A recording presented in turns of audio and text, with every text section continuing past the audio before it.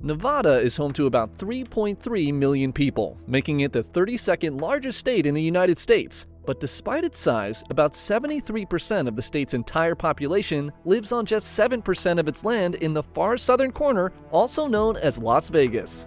This has left the rest of Nevada feeling pretty empty, so why don't more people live in eastern Nevada? Nevada is one of the strangest states in the entire country. It's the driest state in America, it's almost entirely controlled by the federal government, and despite being the 7th largest state by land area, it might have the single most lopsided population distribution of any state in the Union, even more lopsided than New York's relationship with New York City. Nevada's story begins long before it was Nevada at all. The region was originally home to several indigenous peoples, most notably the Western Shoshone, the Northern Paiute, the Southern Paiute, and the Goshute. These groups had adapted to one of the harshest environments in North America, the Great Basin, developing sophisticated knowledge of where to find water, seasonal food sources, and safe passage through a landscape that could easily kill an unprepared traveler. Unlike the more centralized political structures of tribes in wetter, more resource-rich parts of the continent, many Great Basin peoples lived in smaller, highly mobile family groups, a direct adaptation to a land that simply couldn't support large, concentrated populations. The real transformation began in 1848, when the Treaty of Guadalupe Hidalgo transferred the region from Mexico to the United States following the Mexican-American War. Almost immediately afterward, Mormon settlers pushing out from Salt Lake City began establishing small outposts across what is now Nevada, seeing the eastern part of the territory as a natural extension of their Utah settlements. This is actually a really important point, because culturally and geographically, eastern Nevada has always had more in common with Utah than with the rest of Nevada, a divide that still shows up today in everything from religious demographics to time zone debates. Everything changed in 1859 with the discovery of the Comstock Lode, one of the richest silver deposits ever found in the United States. Nevada's population exploded almost overnight, and the territory was rushed into statehood in 1864, just in time to help Abraham Lincoln secure re-election and additional votes for the 13th Amendment. But here's the thing that a lot of people don't realize. Almost none of that silver wealth was in eastern Nevada. The Comstock Lode was in the west, near what's now Virginia City, close to the California border. Eastern Nevada had its own mining booms too, copper in White Pine County, silver in Pioche, but they came later, were smaller in scale, and busted just as fast as they boomed, leaving behind ghost towns instead of lasting cities. This boom and bust pattern would define eastern Nevada for the next century and a half. Unlike a place like upstate New York, which built a lasting economy on the Erie Canal and agriculture, eastern Nevada's economy has almost always been extractive and temporary. When the ore ran out or the price of copper crashed, towns simply emptied out, sometimes within a few short years. Ely, the largest town in the entire eastern half of the state, ballooned to nearly 10,000 residents during its copper mining peak in the mid-20th century, and has been slowly shrinking ever since, now sitting at fewer than 4,000 people. Pioche, another eastern Nevada mining town, tells an even wilder version of this same story. During its silver boom in the 1870s, Pioche briefly swelled to somewhere between 6,000 and 10,000 residents and earned a reputation as one of the most lawless towns in the entire American West, with local legend claiming that 72 people were buried in its cemetery before a single one of them died of natural causes. Today, Pioche is home to fewer than 1,000 people, a shrinkage of well over 90%, and its old Boot Hill Cemetery is now more of a tourist attraction than an active reminder of just how violent and chaotic the boom years actually were. It's a pattern you see repeated across dozens of eastern Nevada communities. Cherry Creek, once a bustling silver town of a few thousand people, now sits at a population of well under 100. Hamilton, once briefly considered as a candidate for the state capital, with a population estimated as high as 10,000 people in the early 1870s, is today a complete ghost town with zero year-round residents. Compare that to a place like Rochester or Syracuse in upstate New York, cities that also boomed thanks to a single piece of infrastructure, in their case the Erie Canal, but that managed to diversify their economies over time into manufacturing, education, and services, allowing them to survive long after the canal itself stopped being the primary economic driver. Eastern Nevada's mining towns almost never got that second act. Once the ore was gone, there was rarely another industry waiting to take its place, and the population simply drained away as fast as it had arrived, sometimes literally within a single decade. Now let's explore the geography, because eastern Nevada is genuinely one of the most underrated landscapes in the entire country. Consider subscribing and click the bell for more. Now back to the video. Nevada sits almost entirely within a geological region called the Great Basin, an enormous internally drained area, meaning that unlike most of the country, none of the rivers here flow to the ocean. Instead, water that falls in Nevada either evaporates, sinks into the ground, or pools into shallow lakes that eventually dry up. This alone tells you almost everything you need to know about why this region struggles to support large populations. There's no Hudson River equivalent here, no natural waterway to move goods, support agriculture, or anchor a major city. The Great Basin isn't flat though. It's defined by what geologists call Basin and Range topography. Dozens of narrow north-south mountain ranges separated by wide desert valleys, almost like a rumpled bedsheet stretched across the landscape.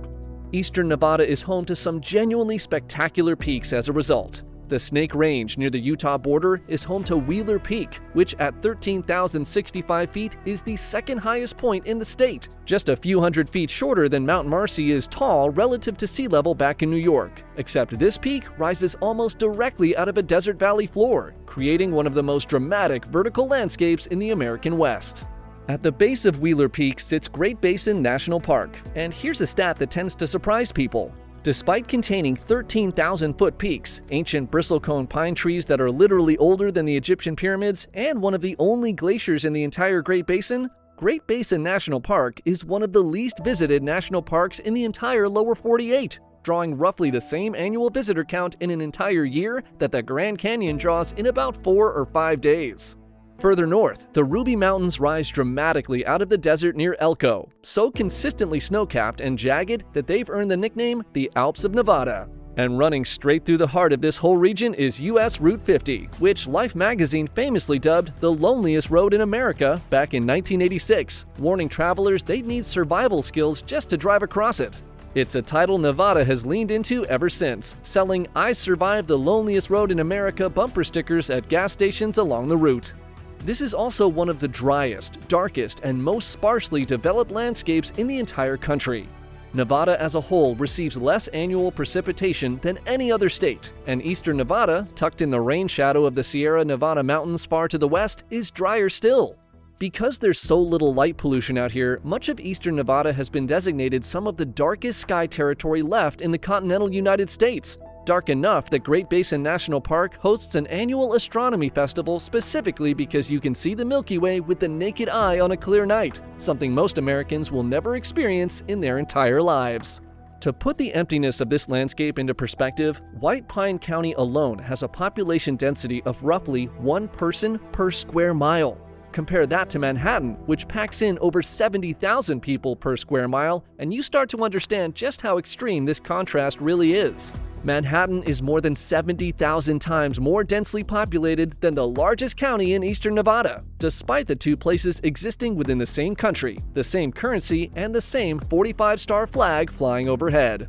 Even compared to other famously rural parts of the country, like rural Vermont or the Dakotas, eastern Nevada's mountain ranges and valleys are so vast and empty that entire counties, ones larger than several New England states combined, sometimes contain only a single traffic light. And it's not just the population that's spread thin, it's the basic services people take for granted almost everywhere else.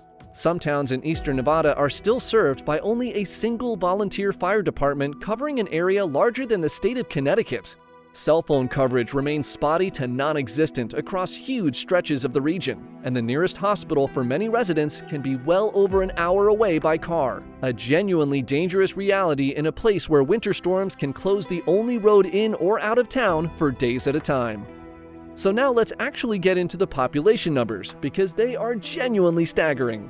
Nevada's population sits at roughly 3.3 million people, making it the 32nd largest state in the country. But of those 3.3 million people, about 73% of them, roughly 2.4 million people, live in Clark County alone, the county that contains Las Vegas and its surrounding suburbs. Add in Washoe County up north, which contains Reno, and you're accounting for close to 90% of the entire state's population, all clustered into just 2 counties tucked into the far southern and far western corners of the state, not entirely unlike how New York City sits in the far southeastern corner of New York.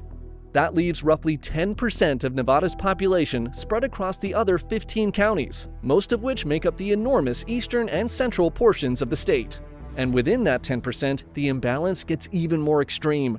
White Pine County, the largest county in eastern Nevada by land area at nearly 9,000 square miles, bigger than the entire state of New Jersey, is home to fewer than 8,700 people.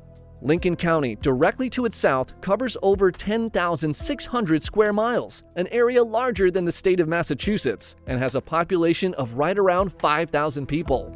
Eureka County, sitting between them, is home to fewer than 2,000 residents scattered across an area larger than the state of Delaware. Put another way, you could gather up the entire population of White Pine, Lincoln, and Eureka counties combined, an area of land roughly the size of the entire state of Maine, and still have room to spare inside a single NFL stadium. So why has nobody settled this part of the state, despite it being open, cheap, and by many accounts, strikingly beautiful? The first and most obvious answer is water, or rather, the lack of it. Unlike upstate New York, which had the Hudson Valley's rich farmland and the Great Lakes' fresh water to support agriculture and industry, eastern Nevada sits almost entirely within a true desert. Annual rainfall in much of the region hovers around 8 to 10 inches a year, compared to over 40 inches a year in a place like Albany. Without reliable water, large-scale agriculture was never really possible here the way it was across most of the rest of the country. And without agriculture, there was never the kind of population base needed to eventually support cities, universities, or industry. The second factor is elevation and climate extremity.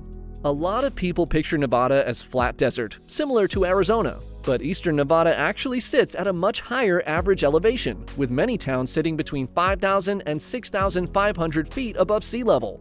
That means brutal winters, similar in some ways to the severe continental climate that keeps people out of upstate New York, except paired with a desert's total lack of natural water resources, making it a genuinely difficult place to build a life compared to almost anywhere else in the country. Third, and maybe most important of all, is land ownership. This is a fact that shocks most people who aren't from the American West. The federal government owns approximately 80% of all land in the state of Nevada, and in several eastern Nevada counties, that number climbs to over 90%, controlled by agencies like the Bureau of Land Management, the U.S. Forest Service, and the Department of Defense. For comparison, the federal government owns less than half of 1% of the land in New York State. This means that even if someone wanted to move to eastern Nevada and build a ranch, a business, or a subdivision, the vast majority of the available land simply isn't available to buy, develop, or settle at all. Huge stretches of eastern Nevada are locked up inside military test and training ranges, most notably the Nevada Test and Training Range near the southern edge of the region, once used for above-ground nuclear weapons testing during the Cold War, an area so restricted and shrouded in secrecy that it eventually spawned the popular conspiracy theories surrounding nearby Area 51. Fourth is transportation and isolation, and this is where the mining boom and bust cycle really comes back into play. When the Transcontinental Railroad was built in the 1860s, it was routed through northern Nevada, not through the eastern or central parts of the state, largely to connect the Comstock silver mines to California, and to avoid the roughest terrain of the Basin and Range country. That single decision effectively determined the settlement pattern of the entire state for the next 150 years, the same way the Erie Canal's route through upstate New York shaped which cities grew and which didn't. Towns along the railroad corridor in northern Nevada had a fighting chance at permanent economic development. Towns in the empty eastern interior, reliant purely on wagon roads and later highways, never had that same advantage, and when their individual mines eventually busted, there was no broader economic engine left to keep the towns alive. It's actually a strikingly similar story to the one we told about the St. Lawrence River back in our New York video, a case where the absence of one specific piece of transportation infrastructure permanently redirected growth elsewhere, leaving behind a landscape that, on paper, should have supported more people than it ever actually did. And then there's the simple gravitational pull of Las Vegas itself, similar in some ways to what New York City did to the rest of New York State, except arguably even more extreme. Las Vegas transformed from a small railroad watering stop of about 5,000 people in the 1920s into a global entertainment and hospitality capital over the following century, driven first by the legalization of gambling in 1931, then by Hoover Dam construction bringing in cheap electricity and jobs, and later by a tourism and convention industry that now draws over 40 million visitors a year, more visitors annually than the entire population of the state of California.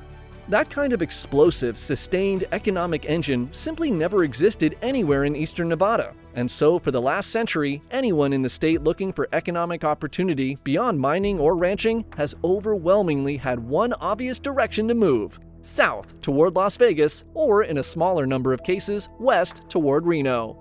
It's worth pointing out just how strange this makes Nevada's geography feel in practice. If you drive east out of Las Vegas or Reno, you can go for well over an hour, sometimes two, without passing a single town, gas station, or cell tower. US Route 50 crosses more than 400 miles of Nevada and passes through fewer than half a dozen towns of any real size along the way, a stretch of highway roughly equivalent to driving from New York City to Cleveland without encountering a single town larger than a few thousand people. There's also a fascinating comparison to be made here with Wyoming, the only state in the country with a lower overall population than Nevada's rural interior alone. Both states share a similar story: extractive boom and bust economies, brutal winters, low precipitation, and enormous amounts of federally controlled land. But Wyoming never developed a single overwhelming urban center the way Nevada did with Las Vegas, so its population, while still small, is at least somewhat more evenly spread out across the state. Nevada, by contrast, may have one of the single most lopsided population distributions of any state in the entire country, arguably even more extreme than New York's. There is one more comparison worth making, and it's a genuinely wild one. Ely, the largest city in eastern Nevada with under 4,000 residents, sits roughly 240 miles from the nearest major metro area in any direction, whether that's Las Vegas, Reno, or Salt Lake City. That makes it one of the most geographically isolated substantial towns in the entire continental United States, more isolated in terms of driving distance from a major city than towns in the Alaskan interior are from Anchorage relative to the size of the state around them.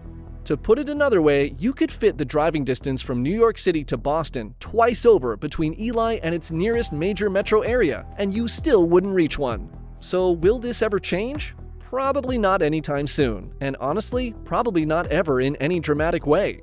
Nevada's overall population is projected to keep growing over the coming decades, but virtually all of that projected growth, well over 90% of it according to state demographers, is expected to continue concentrating in and around Las Vegas and Reno.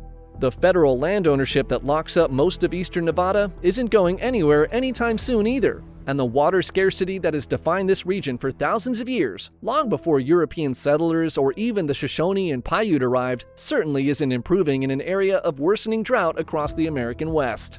There have been occasional attempts to change this trajectory. Over the decades, various proposals have floated the idea of siting large-scale renewable energy projects, geothermal plants, or even data centers across eastern Nevada's wide-open valleys, drawn in by cheap land and abundant sunshine. A few of these projects have actually broken ground, but so far none of them have brought anywhere near the kind of permanent population growth that mining once did during its best years, largely because modern energy infrastructure, unlike a 19th century mining camp, simply doesn't require very many people to operate it. A solar farm covering thousands of acres might only employ a few dozen full-time workers once construction wraps up, nothing close to the kind of labor-intensive boomtown economy that once built places like Ely and Pioche almost overnight. In a strange way, eastern Nevada's emptiness has actually become part of its identity and even its appeal. The same isolation that has kept large-scale development away for the past century and a half is exactly what draws stargazers to Great Basin National Park, off-grid homesteaders looking for cheap land and total privacy, and road trippers chasing bragging rights along the loneliest road in America. It's a place defined less by what's been built there and more by everything that, for one geographic reason or another, never was. Nevada is a state of extremes, the driest state, one of the most federally controlled states, and quite possibly the single most lopsided state in terms of population distribution in the entire country. And yet, tucked away in that empty eastern two-thirds, past the neon lights and the casino floors, there are still 13,000-foot peaks, glowing dark skies, and trees older than written language itself, waiting for the small number of people willing to make the long, lonely drive out to see them. I hope you enjoyed learning more about eastern Nevada and why it stayed so empty for so long. If you did, here are more videos on screen. Thanks for watching. See you next time.